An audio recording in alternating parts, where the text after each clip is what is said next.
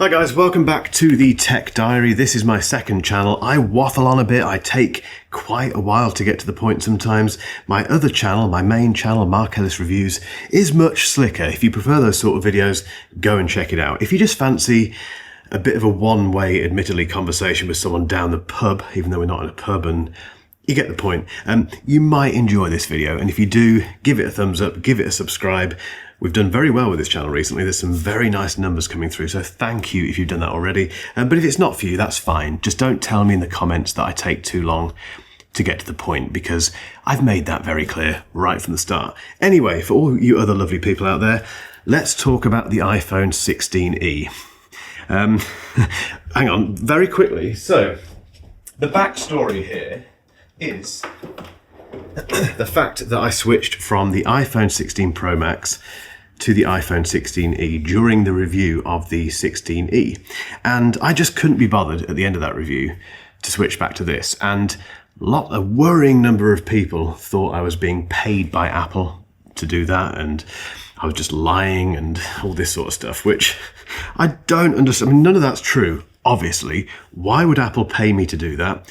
And why on earth would Apple pay for a video where at the end of the video I recommend Android over iOS? And I also say in that video that the iPhone 16e is deeply flawed. Really weird, but that's the internet for you. But all I can say, and I'm not going to labour the point here because I don't have to, is that I have genuinely switched from this to this, and it's been fascinating. I'm not going back to this, by the way. I just can't be bothered. It's too big, it's too heavy. I've always got a second phone with me. I've always got an Android phone, which is normally quite big in itself, so that satisfies the flagship, the kind of, the camera requirements that I have, and the big display.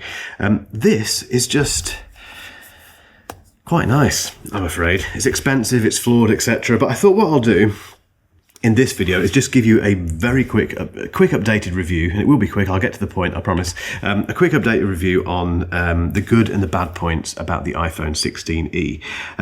I've noted them down on my little notepad here, and they're all quite straightforward, actually. Let's start with the bad stuff, because it's the internet. Marks, that it makes very easily, you get marks made on the back of this phone if you accidentally kind of do that. That wasn't accidentally, but if you get the point. If your keys or if your fingernail or something kind of brushes past that, on the black version, it doesn't happen on the white version that I can see. We did have a white version, but that seemed to be okay because it's white. But the black version does have the coating. I don't know what it is, but there's something about this darker colour that makes that happen. If you can see it, there's all scratches on there, and it's just a bit unsightly. Obviously, you'll probably put a case on, so it doesn't matter, but it's a shame because it's, I think, one of the best looking iPhones ever. But there you go. That was the first bad thing.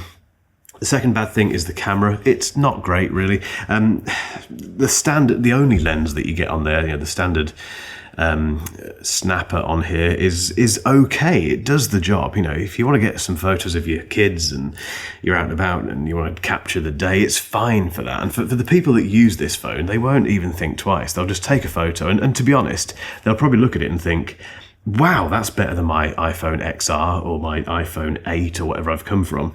So for those guys, that's the point of this phone, really. It will be fine. For me, it's frustrating because I have come from an iPhone with 3 cameras, and one of those is wide and one of those is a 5X, a very good 5X. And as a content creator, it's a massive step down, huge step down. I was surprised by how much I missed the ultra wide. I knew that I'd missed the 5X, absolutely, but the ultra wide I use more than I thought I did, just to capture more of the scene. If you're out and about and you just want to get the entire room in or whatever, trust me, I bet you use it more than you think you do. So that was a bit of a miss. Again, I'm not normal. I'm a tech reviewer, so I always have a second phone with me, which is normally at the moment the S25 Ultra from Samsung, which means I have all of those capabilities on that phone in my other pocket. So it's not a big deal for me. But if I was switching to this solely, I think I would get fed up in the end. And I probably would go back to this in that respect. So that is a bit of a bad thing. The 60 Hertz display, the lack of ProMotion, it was never going to have ProMotion, ever. That wasn't going to happen. But the lack of it, while Well, it's jarring. I'm on the list of bad things, aren't I? I need to remember that. So the bad thing about the 60 hertz display is that it is jarring, and it makes this phone feel slower than it is. And it's not a slow phone because it's got a quick chip in here. What chip is it? Whatever it is. We'll put a thing down here saying what chip it is. What chip is it? I should know this. What a tech reviewer this guy is, guys? Let me just see. This is why this particular channel is just very chilled out, guys. I might just check specs halfway through the video. Why not? Okay, iPhone 16e specs. I deal with a lot of specs in this job, and I always forget what's what. Where are we? It is A18. It's got the A18 chip, which is very hard to say, but equally is a very, well, it's the latest chip, isn't it? It's not the A18 Pro, and it has one less, I think, GPU core than the A18 in the regular 16, but who cares? Makes no difference. So it's a quick phone, but the 60 hertz display makes it feel sluggish, particularly if you come from a ProMotion device, or if you have an iPad with ProMotion. Or an Android phone, which all of them have 120 hertz refresh rates. So that's annoying, but it does get better.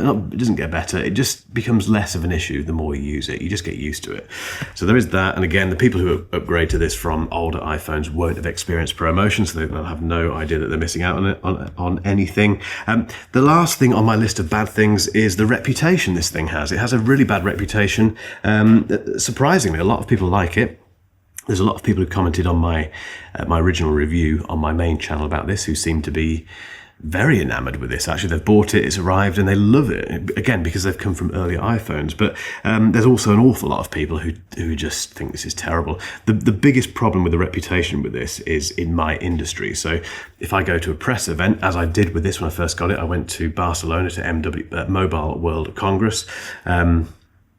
Anytime I got this out of my pocket in the vicinity of tech press people or other YouTubers, they sniggered, they laughed, they pointed, they said nasty things. It's got a really bad reputation behind the scenes. Interestingly, the good iPhones, the good iPhones, the Pro Maxes, the regular 16s, etc., these don't have a very good reputation behind the scenes in the tech press either.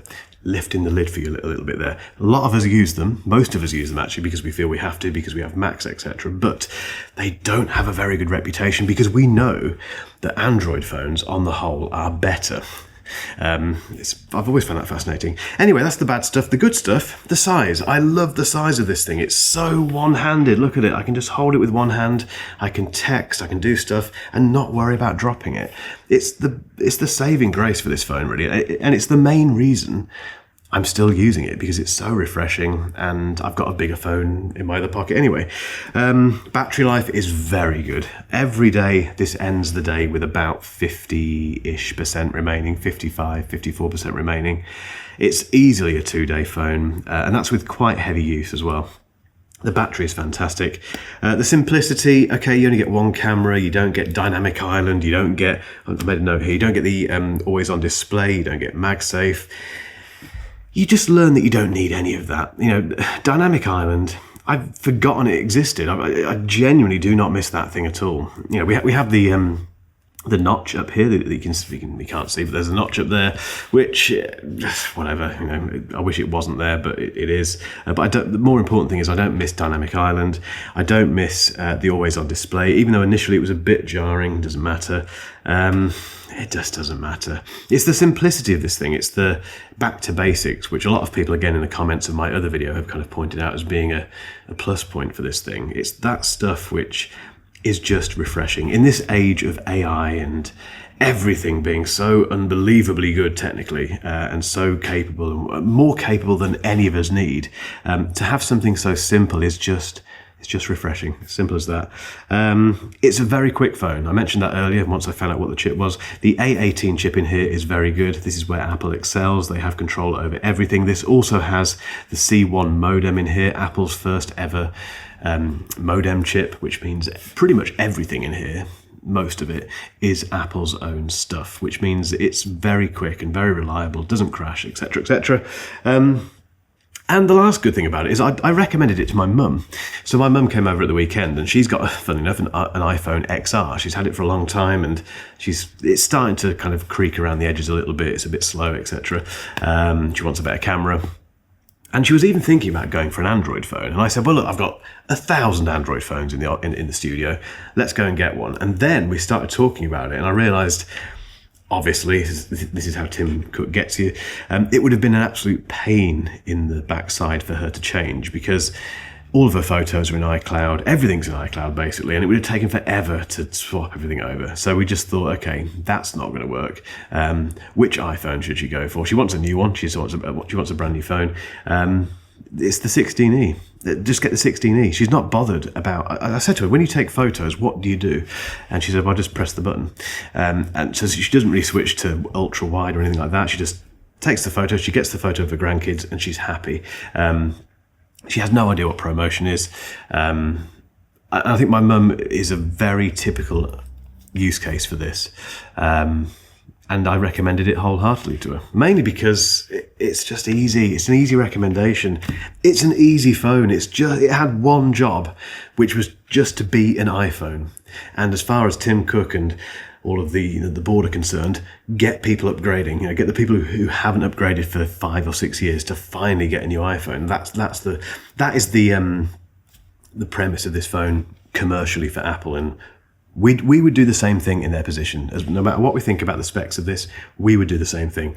Guys, that is my updated review of the iPhone 16e. I got to the point quite quickly with that, I think. I think that was quite a swift... There wasn't too much meandering down cul-de-sacs and stuff. It was quite slick, I think, for a completely off-the-cuff video. If you enjoyed it, give it a thumbs up. Like I say, hit the subscribe button, makes a big difference. And, well, I'll see you next week. Cheers.